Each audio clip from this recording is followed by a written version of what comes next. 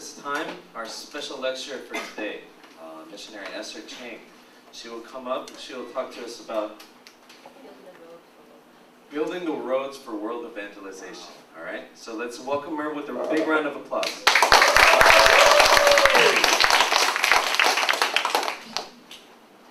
Hello everybody, like our teacher Everson said, my name is Esther Chang, and today's lecture title is called Building the Road for World Evangelization.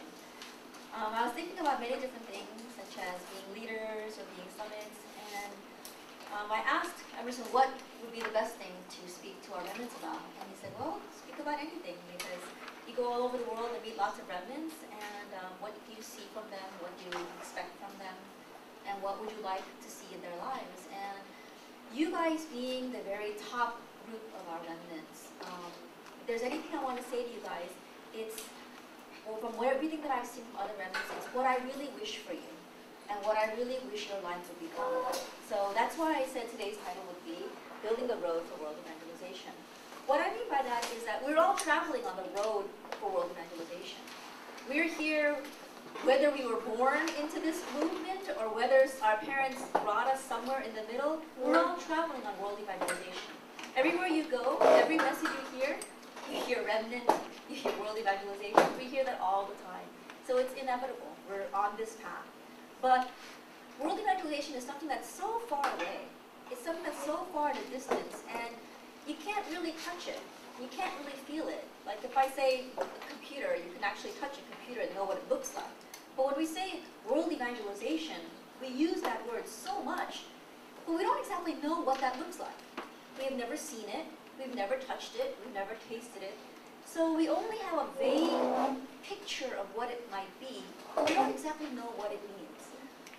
Because of that, I see many remnants going, yeah, I'm the remnant, world evangelization, but they don't know how to get there, and they don't know what to do with that.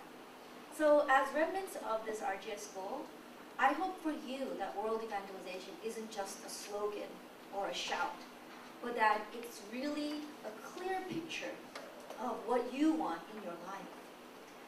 When I say we're doing world evangelization, to make world evangelization a reality, the reason why I use the word road is because we're building that road to world evangelization.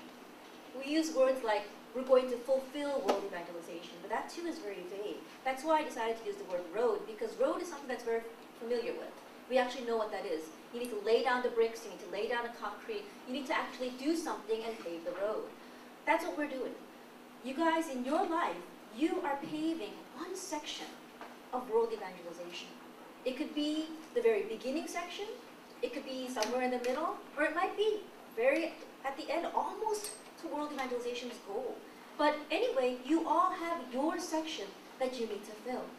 And finding how you need to fill that and with what you're going to fill that is a very important thing that you need to find as remnants. Then on this road of world evangelization,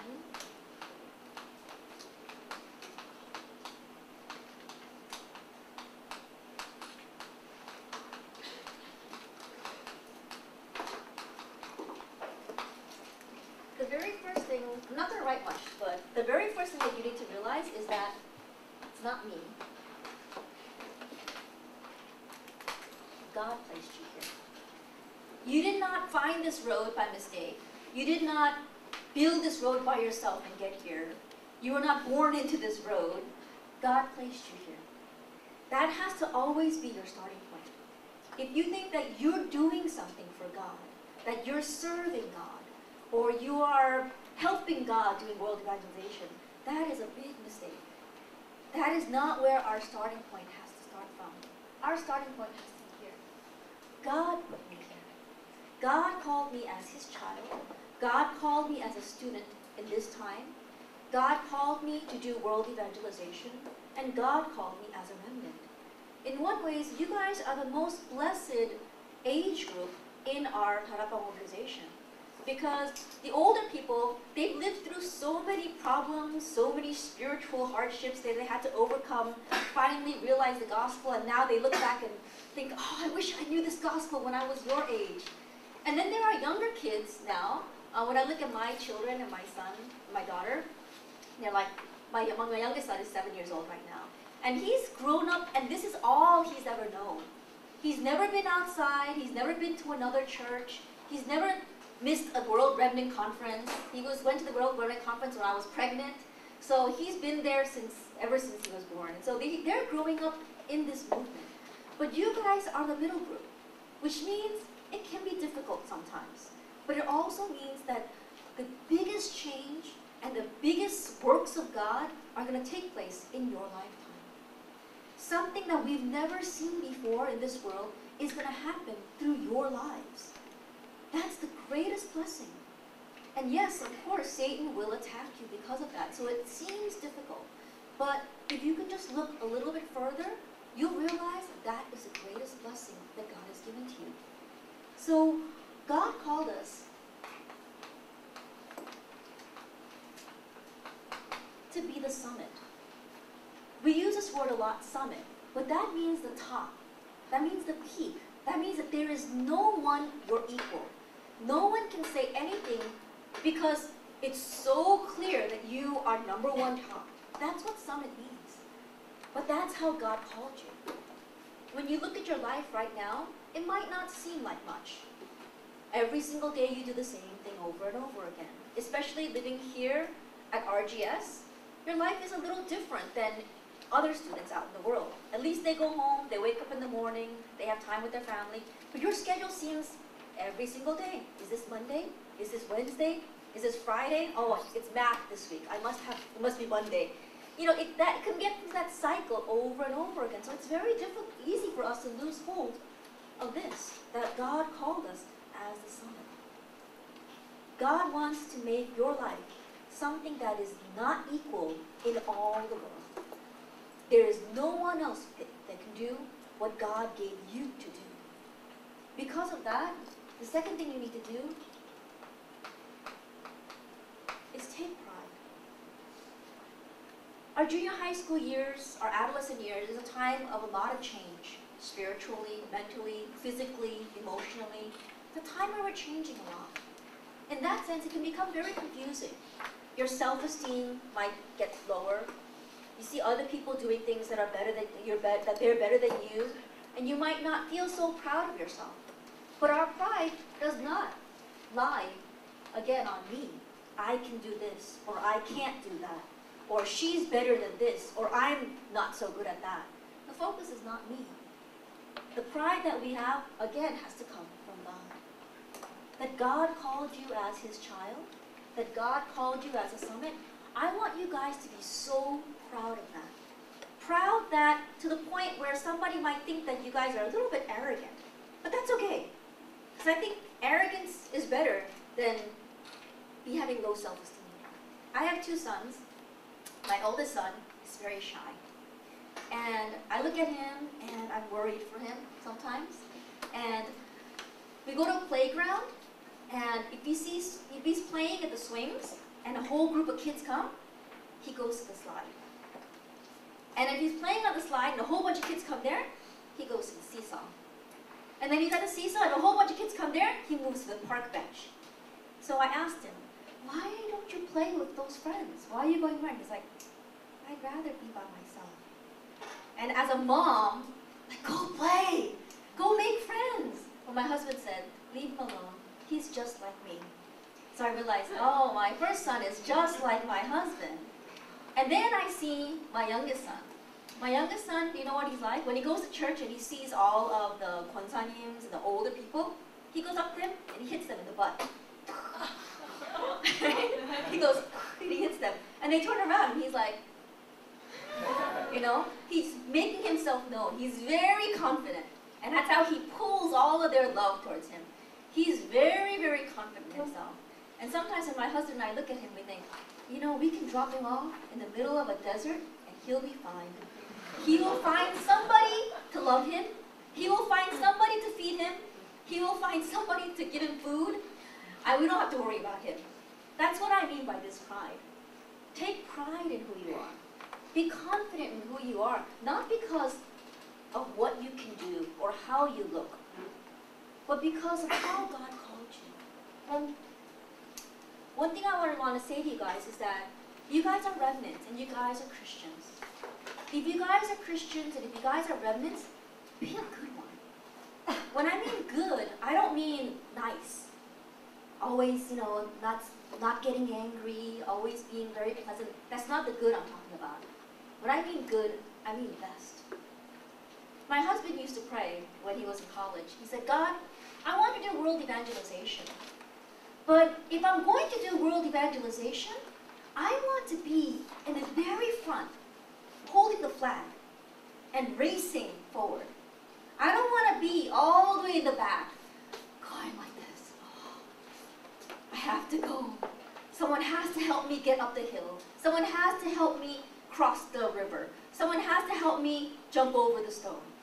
Do you know how tiring that is? That's so much more difficult than being in the front, holding onto the flag and racing forward. If you guys are going to be Christians, if you guys are going to be remnants, be the best Christian.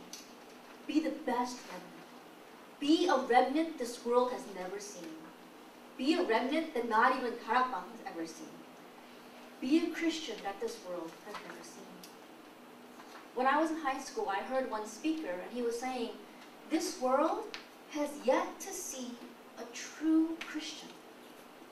And when I heard that, I said, there's so many Christians. I'm a Christian. My father's a Christian. My friends are Christians.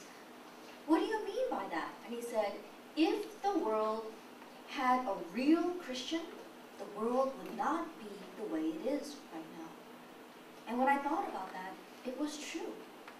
And I prayed. I said, God, if you're looking for one true Christian, and you're going to find that person, it might as well be me.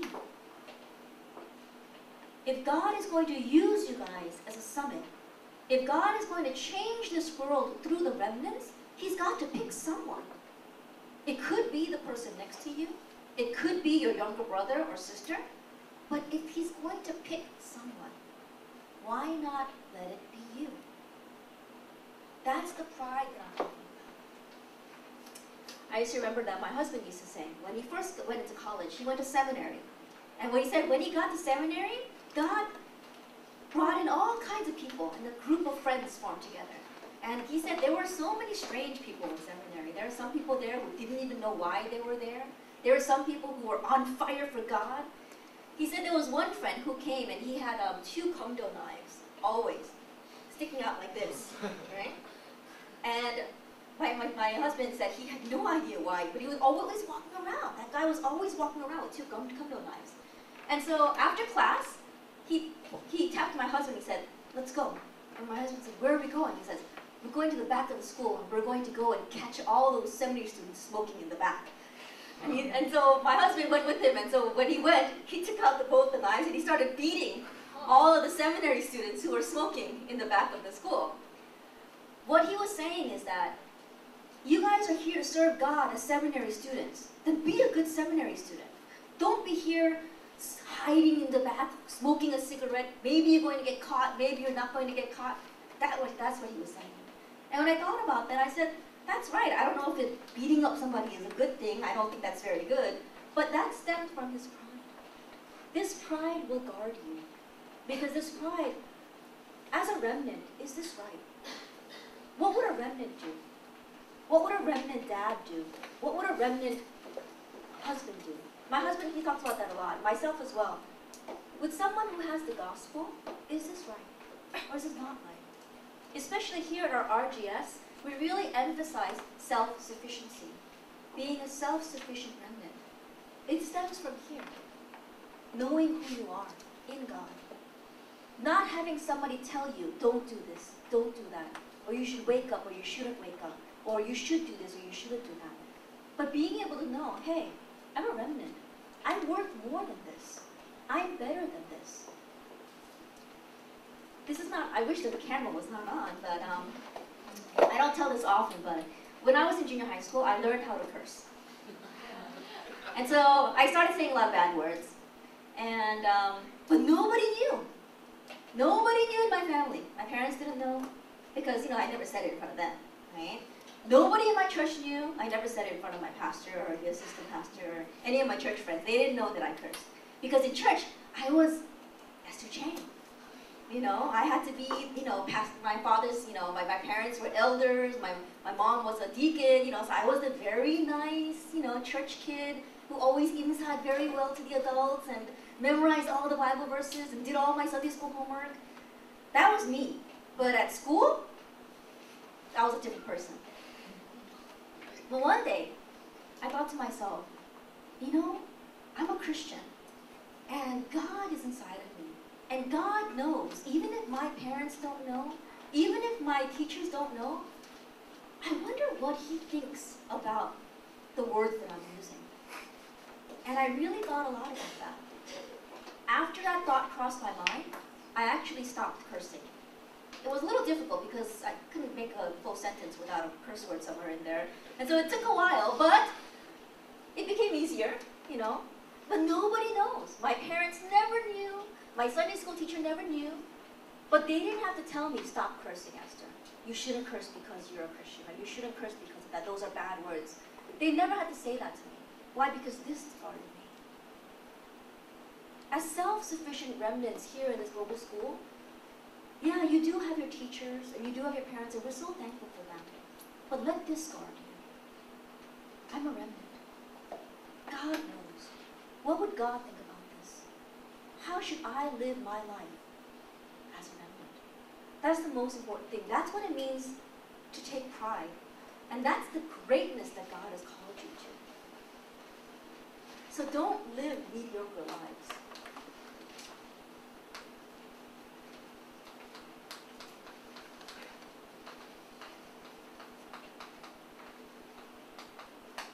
Don't settle for mediocre lives. Live an extraordinary life. Because that's the life that God gave you. Later on, when you find your talent, later on, when you're much older, it keeps getting better and better. But that doesn't mean you can't find this now. Find it now, in this school. 90% of the students your age in this world, they all go to school. And 90% of them think the exact same thing. Oh, I've got to go to school. Oh, my teacher. Oh, I've got a test today. They all think the exact same thing. They all live in the exact same way. Don't settle for the ordinary. Be extraordinary. In this school, you might think that the school is small. You might think that there's not that many things you can do here, but that's not true. Because the place doesn't make, it's not about the place that makes who you are. It's what you do here that's more important. That's the standard of measurement. What are you going to do in this place? What are you going to do to make your life extraordinary here? And in one sense, it's so much easier to do it here because you don't have a lot of the rules and regulations that other schools have. And you've got so many people backing you up that are going to support you in what you want to do for world evangelization. When I was in college, I was talking to my husband about this, but my college years, I had the best time of my life. But that's not because I did anything bad or went to parties or anything like that. That's not what I'm talking about. The best time of my life, what I mean by that is I lived with no regrets in serving God. I feel like when I was in college, I did everything I could to do God's will in my college. My college years were so fun. And those friends I talk to even now. And even now we talk about world evangelization. That's what I mean. The time that you guys have here, make it the best junior high years of your life. Everybody goes to junior high school. Same school. Same 3 years of their life. How are you going to spend those 3 years?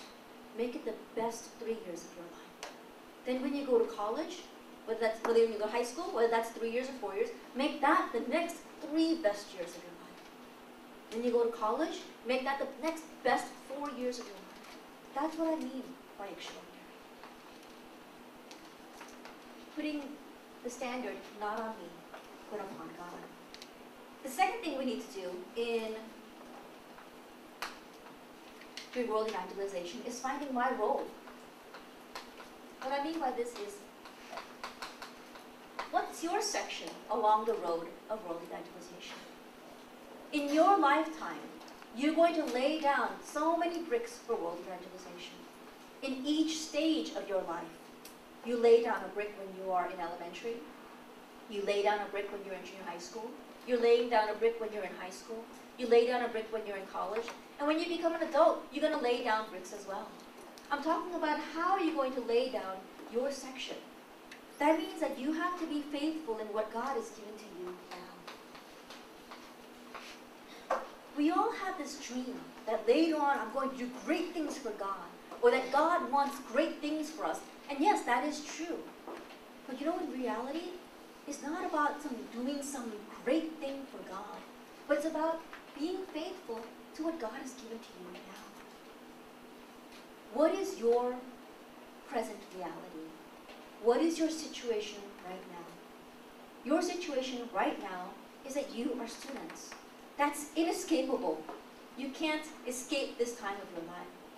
Being the best student ever, that is how you lay down your brick for world evangelization in your time right now. On Sunday, I was speaking with the moms in my church.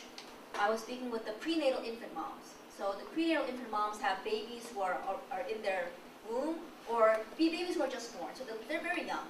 And I told the moms, I said, in your life right now, in your lifetime schedule, what is God asking from you? It's nothing else. Be the best mom ever to that child. You guys are still young, so you might not know, but a lot of times when I meet with young women who are in college, or who have just graduated from college, or just gotten married, they become very discouraged. What I mean by that is, in high school, they were praying for world evangelization. In college, they went to school saying that I'm going to become a missionary, and I'm going to go to the Muslim nation, or I'm going to go to Africa to serve God. And then they get married. And then they have a child. And then they, at home, taking care of that child. And that dream about world evangelization, that dream of going to Africa, that dream of going to a Muslim country, is gone. They think that it's disappeared. And they're left holding on to a baby, and baby's crying, and they've got to feed the baby and change the baby's diaper. I remember when I was raising my kids, I wondered, where did my life go? Because my whole life seemed like changing poopy diapers, and then feeding my baby so that I can have more poopy diapers. That's what my whole life seemed like. But that's not it. I told those moms, being the best mom is what God wants from you. That's your section of world evangelization. What are you right now? You guys are students. Being the best student, that's how you fulfill your role for world evangelization. What you will be later on, that comes later. And that's another big part of our lives. But being faithful right now. A lot of times we're not able to connect our reality with our faraway vision. And we don't see how that really connects at all. We cry world evangelization and we talk about so many things, but we don't know what that means in our present reality. When I was going to school, I studied nursing in college. And one of the most difficult classes for nursing is pharmacology. Pharmacology is the study of medicine. And you have to learn the names of the medicine. And each medicine has 3 different names. There is the regular name that people have for the medicine, then there is the chemical name, and then there is the brand name. So you have to memorize all 3 names. After you memorize all 3 names, you have to memorize how much the dosage is. How much do you give to an adult? They get 2 pills, or they get 500 milligrams. Or a young baby only gets 80 milligrams. You have to memorize all of that by age group. Then you have to memorize, if this person takes this medicine, they're not allowed to take that medicine because the medicine will fight with each other in their bodies. So you have to memorize everything. And do you know how many medicines there are in the world? There are so many different kinds of medicine, and every year there's new medicine. That's the most difficult class in all of nursing school. And I would take it just like all the other nursing students. And I groaned, and I said, oh, and I can't believe I have to memorize this. And I passed. Did I pass well? Well, not really, but I passed. I passed. And so I was talking to one of the seniors. That was when I was a junior. And the senior said, how did you do in pharmacology this year? And I said, oh, I barely passed. And do you know what she said to me? Take it again. And I said, are you crazy? why would I take that crazy class again? And she said, if you're going to become a nurse, you deal with medicine every single day. You have to give your patients medicine every single day. If you don't know the medicine, you can't do your job as a nurse. If you barely pass pharmacology, take it again until you know every single medicine. As soon as she said that, I realized that I'd always been saying, oh, I'm going to become a nurse, you know, I'm going to serve God as a nurse. But that was just a floating dream. I had no real step and plan of how to achieve that dream. She was right. Pharmacology is the most important class that I need to take. I need to know the medication forwards and backwards. I need to know it in my sleep. I need to know it with my eyes closed if I really want to become a nurse. That's what it is. What you're doing right now, your time as a student, don't think that you're going to do great things for God later on. What you're doing right now, with the role that God has for you right now, being faithful to that role, that's the biggest thing you can do for world evangelization. That's the most important thing that you can do for world evangelization. Be the best at that. Be the best student ever. Last thing that I want to talk to you guys about is that our end goal. End goal, of course, is world evangelization. But what I mean is that in each step of the road that we have, this road for world evangelization, we have our young childhood years, we have our junior high school years, we have our high school years, but we've got the rest of our life, and it's this part of our life through which we can give God the greatest glory. It's our occupation. What talent are we going to use to give God the greatest glory? And this too, it's not something that you can find easily because it's not yours. God gave it to you. There is something that God gave each and every one of you, and it's through that that He wants to receive the greatest glory through your life. Finding that is how we build the last section of our part of world evangelization. That's why we prepare all of these things up to this point. In finding that, it might be difficult, it might not, it might be easy for some people. For some people, ever since they're born, they have a talent, and everybody knows what that talent is. And for some people, it's not that easy to find. Whenever I used to hear speakers and they talk about talents, what's your talent? You have to find your talent. I hated that speech because I didn't know what my talent was. I wasn't good at anything special. I wasn't outstanding in anything. So I didn't know what my talent would be. But the important thing is that rather than looking for it here or there, just ask God. Because He's the one that gave it to you. When I mean ask God, I mean get close to God.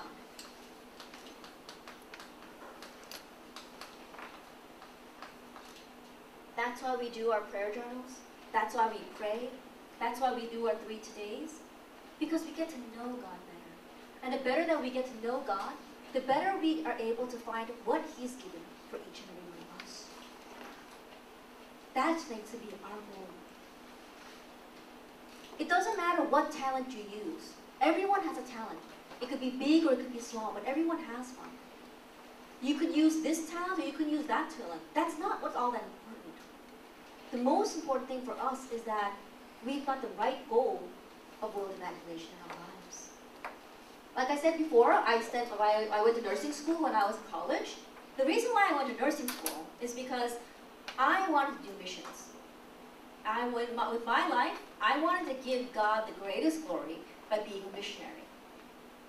And that was my end goal, doing world evangelization through missions. What path I'm going to take to become that missionary didn't matter to me. Whether I became a nurse or whether I became someone else, it didn't matter. So when I went to college, I went with 2 majors. And one was pre-med, because that would take me into nursing. And the other was French, because I took French for like 7 years. And the reason I took French is because I wanted to go into language and then study linguistics so that perhaps I can go to some tribal village in Africa and translate the Bible. So those are the 2 goals that I had. while I was going to college, my mother and dad used to go to mission trips. And they called me and saying, you know, Esther, when we're in the mission field, it seems as if medicine is a really, really good tool for reaching people with the gospel. So why don't you choose nursing? So I said, okay. So that's why I went to nursing school. After I graduated, got my license and everything, am I doing nursing right now? Not. And one time a college student asked me, Ms. Chang, didn't you waste 4 years of your life? And I said, no, I don't think that way. Why? Because nursing is not my end goal. My end goal was to be used by God for world missions and for world evangelization. Whatever talent He decides to use in my life to do that, that's what I'm doing. If your goal is becoming some profession, being a teacher, being a doctor, being a lawyer, being a housewife, when that dream ends, your life crumbles around you because you have no other goal. Our goal goes beyond that. That's not our end purpose. Our end purpose is to be used by God for the greatest glory of world evangelization. Whatever tool He happens to use in us for that, it doesn't really matter. God could have used me as a nurse to do world missions somewhere. But right now, God's using me as an interpreter to do world missions. And for me, I feel like I'm giving God the greatest glory in my life through that. If at another time in my life, God asks me to do something else and dig up my old nursing license and go out to the mission field, I'll do that. Because I'm going to use that to give God the greatest glory to do world missions. Whatever occupation you take that's going to make up the rest of your life, whatever you're going to use to give God the greatest glory, remember that is just a tool by which God is going to use you. Always remember that. That's about a lot of the things that I wanted to say to you guys. I hope I got through to a lot of you. But yeah, there are so many things that I wanted to say, but because this time is limited and things, I didn't know exactly how I should present this way or that way. But those are things that I wanted to share with you. I see lots of remnants. Lots of remnants crying out world evangelization. Lots of remnants saying that they're going to do world evangelization. But they don't have a clear plan. That vision of world evangelization has no basis, no roots in today at all. If that happens, it's just a dream. If you could make that vision a step-by-step reality by being faithful in what you do today, then without you even realizing, soon you guys are going to be living this extraordinary life. When you guys do things, when you guys are out there, remember that you guys are not alone. It might seem that way because you're here by yourselves, your parents are not here, but you guys are a part of a bigger picture.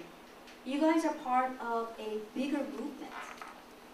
You guys are just here at RGS, but all over the world, remnants just like you are arising. And you'll see them all gathered together at this year's World Remnant Conference in Busan. And that's one big festival where you can see so many different people. But then after that big festival ends, we all go back to our homes. We all go back to our lives. We all come back to Tokpyeong here. And you're trapped here. And you don't know what to do. I don't think that way. Because you guys are part of a bigger thing. And I always want to tell remnants, when you're out there, you need to remember that. What you do reflects on everything that you're a part of. What you do reflects on your church. What you do reflects on this school. What you do reflects on this organization. And ultimately, what you do reflects on Pastor Yu. I went to a seminar one time for international students. There were Korean students who were studying in America. And so it was a seminar to prepare them to go to America. It was not a Christian organization at all. It's just a regular seminar, and I happened to attend. And the speaker was saying, when you go to America, things are so different there. Life there is much different than it is here in Korea. And you're going to be lonely there. You think you know English, but when you get there, you realize that your English is not as good as the people there, so you're going to feel frustrated. And he's saying all these things, and then the cost of living is so much more expensive there than it is here. Here, you can just go out with $1 and buy a big, thing of kimbap. There, you can't buy anything for $1, And so those kind of things, life's frustrations start getting in the way. And so he was talking about that. And then he said, I don't know if any of you guys know this, but you guys are much younger generation than I was when I went to college, so they have telephone booths in America. Do you guys know what a telephone booth is? Right? Telephone booth, right? You put a coin in and you can make a phone call, right? Or parking meters, where you park your car and you have to put a coin in the meter so that you can have that spot for like 30 minutes for an hour. And so you usually put a quarter in. A quarter is 25 cents, right? And the person said, it takes 25 cents to make a phone call. Or it takes 25 cents to get some time on the meter. But the American 25 cents is the exact same size as the Korean penguin. As soon as he said that, all the students, their eyes started lighting up. The reason is because an American 25 cents is 250 won in Korean money, which means if you've got 100 won, you've saved over 50%, right? So all these, I can see all these international students say, oh, I can save money by making my phone calls by using the Korean, 100 won, right? The next thing that the speaker said, but when the meter man comes to collect all the coins, and he opens up the telephone booth, where he opens up the parking meter, and all these South Korean wons come pouring out, can you imagine how much he's going to curse South Korea? As soon as he said that, everyone was like, oh. It's true. Those international students might just think that they're just one student living in America, trying to get by, trying to save as much money as possible, but every action that they make reflects back on their country. Same thing for you guys. You guys might not think you're all much right now. You're just junior high students. What can my one action, or my one word, or my one activity make all that much of a difference? But it does. One little thing you do can come back as a glory to our organization. One little thing that you can do can come back as a criticism to our organization. I always tell the remnants this, and especially our students who go out overseas. One thing that you do, think of it this way, the one thing that you do reflects back on Pastor Yu. Then would you do what you're doing right now? But it's not a far-fetched idea. It's the truth. Because while you guys are here, you are a part of this organization. So take pride in who you are. Realize that you're a part of a bigger group and that you guys are not alone. And in that, I want you guys to challenge towards this. Being extraordinary in your lives.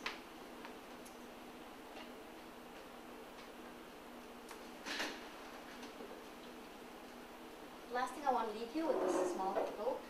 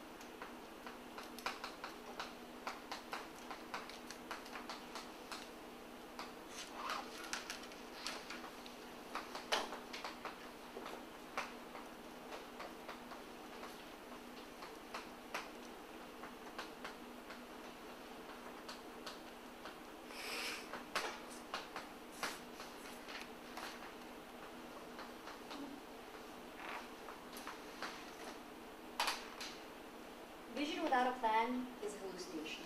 If you have a vision but there's no plan, it's just your own grand ideas that's never going to happen. A plan without action is just a dream. You've got a plan but you don't act on it, it's not going to happen. Like my plan to lose 10 pounds by WRC, it's probably not going to happen. Action without plan or vision is a nightmare. You're just running around with no plan, no vision, that's just a nightmare. That's going to come back to haunt you. So I want you guys to be remnants who have vision. You already have your vision. I want you guys to be remnants with a plan. And I want you guys to be remnants who can act on that plan. Not when you're older, not when you become a doctor, not when you become a college student, but right now, here. And be the best remnants that you guys can be. Thank you guys. If you guys have any questions, I can take some questions now if you would like. Any questions is fine. It doesn't have to be about the lecture.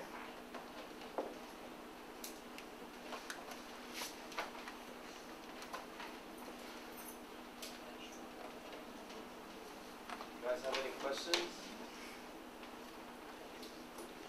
Any questions? She travels around the world. She spends time with Pastor Yu all the time. Nothing?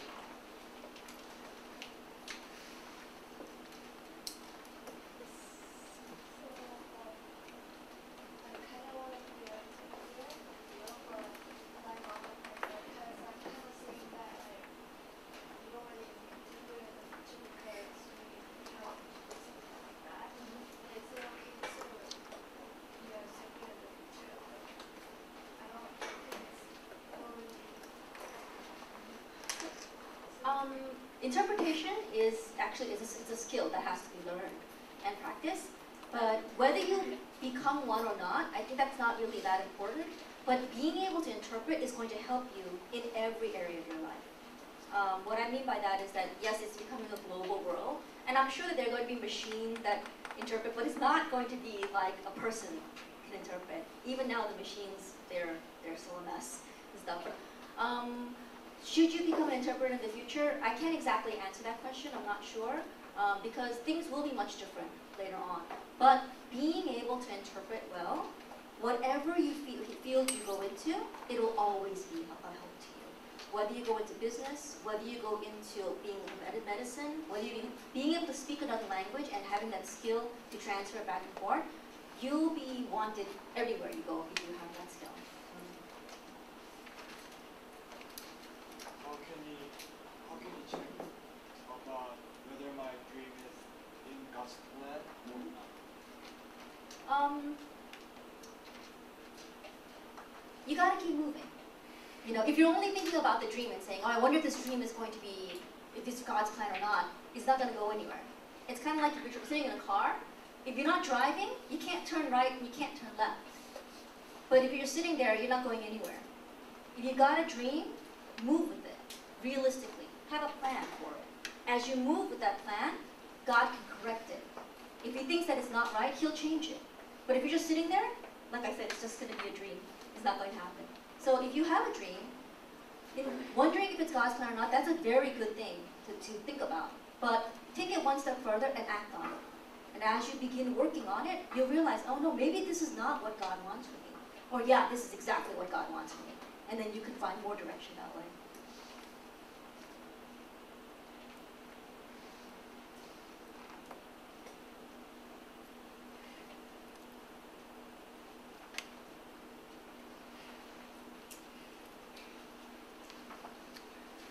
You look like you have a lot of questions.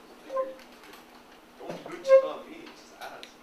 I think you want to ask in Korean, that's why. Alright, I'll let you guys speak Korean this one time. If you want to ask a question. In Korean, it's okay. Yes, it's okay.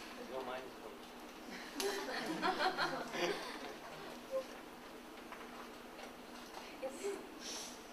통역사 통역할 때 많이 어려워요. Let's see. 한국말로 나볼까?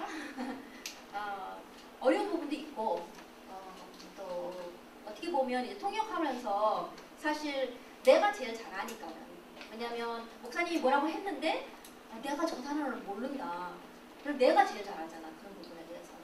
그러니까는 듣는 사람들은, 한국 사람들은 통역의 기준이 뭐냐면 말이 그냥 빨리 나오면 잘 통역한다 생각해. 그러니까 내가 여기 서서 목사님 딱 얘기해가지고 내가 A, B, C, D, E, F, G 하면 통역 잘한다. 그렇게 생각하거든. 근데 통역을 알아듣는 사람은 한국말을 몰라. 그러니까 내가 아무 말을 해도 그 사람들은 그냥 영어로만 들으니까는 몰라. 진짜 아는 사람은 이제 한국 영어 다 하는 사람 내가 알지만은 내가 제일 잘 알지. 내가 잘하고 있는지 못하고 있는지 저 단어를 알고 있는지 그런 걸 하지만은 그거를 떠나서 하나님이 한다는 걸 많이 느껴요. 어려운 건 공부는 어렵고 내가 또 노력하는 일이 있지. 성경 구절도 많이 외워야 되고 목사님 메시지 흐름도 알아야 되고. 근데 그런 것도 있어. 목사님이 뭐라고 했어. 근데 나는 못 알아들었어. 근데 내 입은 움직이고 있는 거야. 그러면 내 입이 움직이는 걸 들으면서 아 목사님이 저 말 했구나. 그럴 때도 있고 어떨 때는 목사님이 무슨 단어를 얘기를 했는데 난 그 단어가 뭔지 몰라. 그냥 때려 맞췄어. 근데 나중에 확인해 보면 그게 맞아. 근데 그게 다른 것보다는 내가 기도하는 게 목사님 안에 있는 성령이 내 안에 있는 성령이라면 내 영어 수준과 내 한글 수준과 상관없이 같은 메시지가 나가야 되지 않겠느냐. 그 기도를 내가 항상 하거든. 그러니까는 어려운 부분도 있어. 다리 아플 때도 많고 어떨 때는 밥도 제대로 못 먹을 때도 많이 있고 그냥 밥 너무 많이 먹어서 올라가면 배가 너무 많이 나와 있고 뭐 소화도 안 되고 뭐 그런 것도 많이 있거든. 잠도 못 잘 때도 있고. 그렇지만 그거 다 떠나서 아, 하나님이 하시고 있다라는 것이 느끼면 거기서 내가 진짜 힘이 나. 그냥 내가 알면서도 그런 인스턴스가 가끔씩 있으면 맞구나. 진짜 유목사님 안에 있는 성령이 내 안에 있는 성령이랑 똑같은 성령이구나라는 게 확인되면 진짜 거기서 힘이 나더라고.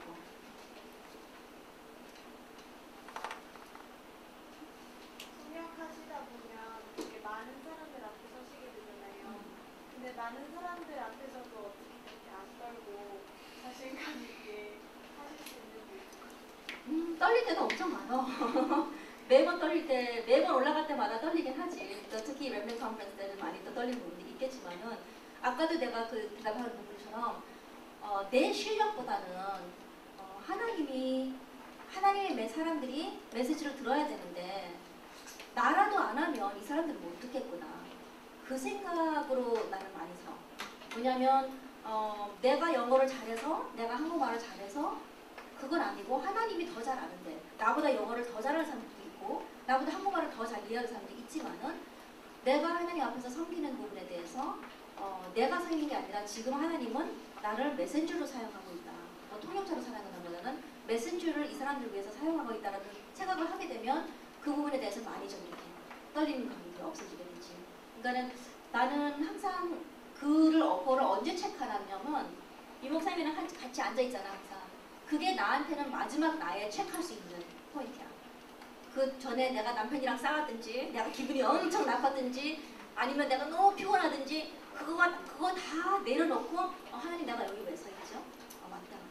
내가 지금 내 기분과 모든 거와 상관없이 하나님 말씀을 전달하도록 내가 메신저로 서야 되는 시간이 있죠. 리마인드 시켜 내가. 그러면 그때 다시 또 쓸 수 있게 되는 거죠. 언제 통역을 하셨고 어쩌다가 통역을 하시게 우리 아버지가 차 사업을 하시다가 갑자기 목사님이 되신다 그랬었어. 중학교 때.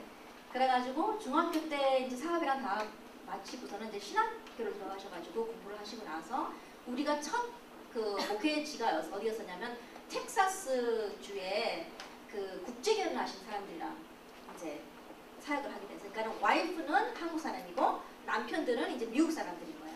거기에서 이제 우리 아빠니까는 할 수 없이 내가 이제 통역을 하기 시작했는데 그때는 너무 싫었었어.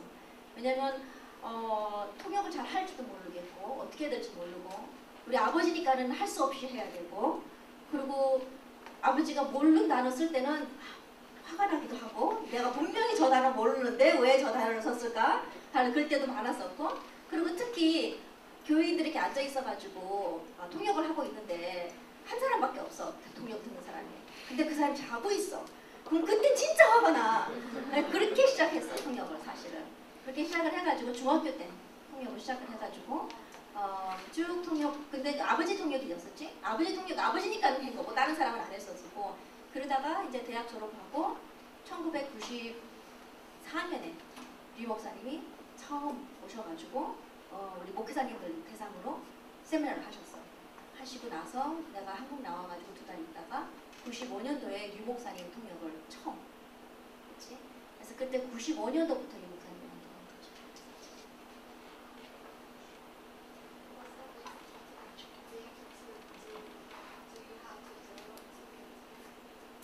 I think there are several different things that you have to do to be an interpreter.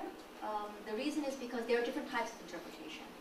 I never studied regular interpretation.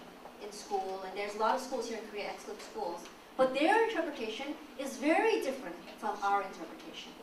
Their interpretation is just, as long as you can summarize and get the meaning across, it's enough.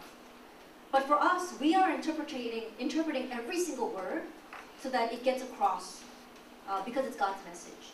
So probably if you wanted to talk about world interpretation, the very similar would be court interpretation.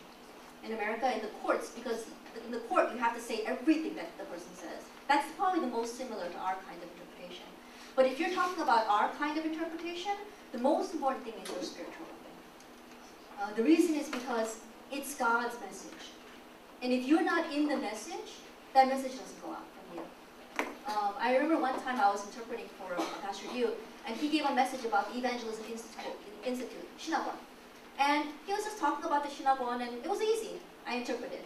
The next lecture was the Missionary Training Center, 선교사 훈련원. None of the words was hard. It wasn't difficult, but I had such a hard time interpreting. And I was wondering, there's no difficult word. He didn't say something very hard, but why am I having such a hard time?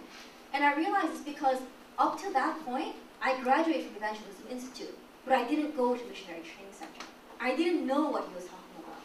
So because I didn't know the flow of the message, it was so hard for me to interpret. So the most important thing about interpreting the message is you have to be in the flow of the message. How many times do you go abroad in a year for interpretation? How many times do I go abroad in a year for interpretation? We have a conference every month overseas. And one or two of those are in countries where they don't speak English, like China or Japan or Russia. But besides that, I go to every other country. So I probably go out of the country maybe 9 or 10 times out of the year.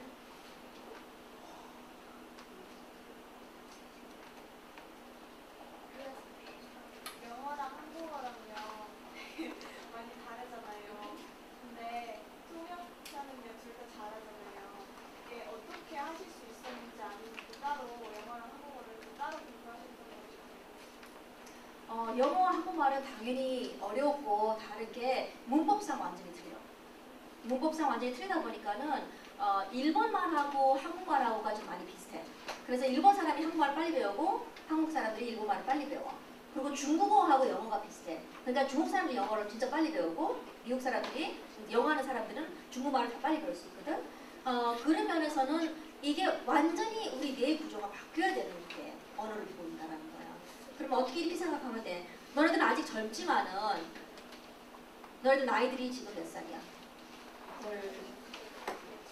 14살, 13살, 15살 정도 되잖아. 그렇지만 그거를 내 나이라고 생각하지 말고 내가 14살, 14년 동안, 15년 동안, 16년 동안 일방통행의 생각을 가지고서 내가 살아왔어. 한국말은 이쪽 방향으로 가는. 그렇지만은 영어는 이쪽 방향이야. 그거를 내 구조를 바꿔서 내가 그거를 영어를 배워온다는 것이 당연히 어려운 거야. 그래서 나는 학생들한테 꼭 얘기하고 싶은 거는 수학이나 과학 배울 때 공부하는 거는 그거는 그냥 공식 배우고 하면 돼. 그렇지만은 영어 공부할 때는 진짜 기도하고, 그 기도가 뭐냐면 내 구조를 붙잡고 있는 흑암의 세력이 결박돼서 기도하고 난 영어 공부하는 거거든. 왜냐면 진짜 우리 내 구조가 바뀌어야 돼. 근데 내가 대학교를 딱 가가지고 대학교 2학년 때 기숙사에 가서 살고 있다가 2학년 때 내가 학교를 옮겼어. 그래서 부모님 가까이 와 있으면서 조금 한국 커뮤니티가 좀 많은 데로 오게 된 거야. 그러니까 내가 2년 동안은 완전 대학 속에 파 있으면서 영어의 현장에서 계속 살고 있었어. 그러니까는 물론 부모님은 한국 사람들이지만은 기숙사에 살고 있으니까는 내 모든 생활권이나 모든 건 영어였었어. 그러다가 갑자기 내가 다시 집에 들어오게 되고 할머니랑 다시 얘기해야 되고 매일 같이 엄마 아빠랑 밥 먹으면서 또 내 학교에 그 크리스천 클럽이 한국 크리스천 클럽이 많아가지고 거기서 활동하고 하다 보니까는 한국말을 갑자기 또 막 하는 그런 또 생활권에 들어가게 돼버린 거야. 근데 그때 딱 내가 말이 이상해진 거야. 그래서 나는 분명히 친구를 딱 만나서 Hey, how are you? 하는데 Hey, who are you? 라고 나와. 내가 너무 당황했어. 너무 당황해가지고 아니 내가 한국말을 한국말을 못한다면 내가 이해를 하겠지만은 나는 완전히 미국에서 태어나서 자라난 이세가 영어가 기본적인 영어가 안 된다라는 게 너무 내가 더 당황스러웠었어. 근데 그런 실수가 너무 많이 나거든. 그래서 내가 사실 2년 동안 말을 안 했거든. 그래서 내 친구들이 대학교 1학년 때 그렇게 떠들고 다니던 친구를 나를 다시 만나면 너 왜 이렇게 얌전해졌냐고, 너 왜 이렇게 조용해졌냐고 물어봤었는데, 얌전해지고 조용해진 게 아니라 실수 안 하려고 내가 말을 안 하기 시작했었어. 근데 그 시간이 내가 가만히 생각해보면 하나님이 지금을 위해서 내 생각 구조를 바꿔주는 시간이었었어. 그러니까는 보통 우리가 영어를 한다, 한국말을 한다 하면 머릿속에서 번역을 해, 통역을 해. 통역을 하고 나서 나와. 근데 그게 아니라 한국말은 한국말로 그대로 나가고 영어는 영어대로 그대로 나갈 수 있도록 그거를 만들어 나가는 시간이었어. 그러니까 그거를 내가 알았으면 그 2년 동안의 시간이 나한테 고통스러우지 않고 훨씬 내가 도전을 하고 노력을 했을 시간이었었는데, 그걸 내가 몰라가지고 나한테는 그 2년 동안이 너무나도 힘든 시간이었어. 근데 그게 영어하고 한국말 차이인 거야. 지금 우리 학생들은 한글 생활권 속에서 쭉 12년 동안, 13년 동안, 14년 동안 살아왔다가 갑자기 영어의 미국보다는 영어의 생활권 속에서 내 생각과 모든 걸 바꾸려 하면 어떻게 보면 내 뇌를 다시 뜯어 고쳐야 될 타임인 거야. 그런 면에서는 어려울 수밖에 없어. 근데 너무나 당연히 거쳐나가야 될 시간이야. 그거를 조금 도전하고 그거를 알고 기다려주면서 버텨내 나가면 더 이상 내가 머릿속에서 번역을 하고 통역을 해가지고 나가는 게 아니라 한국말로 듣고 한국말로 이해해서 한국말로 튀어나갈 수 있는 내 구조, 또 영어로 듣고 영어로 이해해서 영어로 튀어나갈 수 있는 그런 시스템이 머릿속에 이제 세팅이 되는 거예요.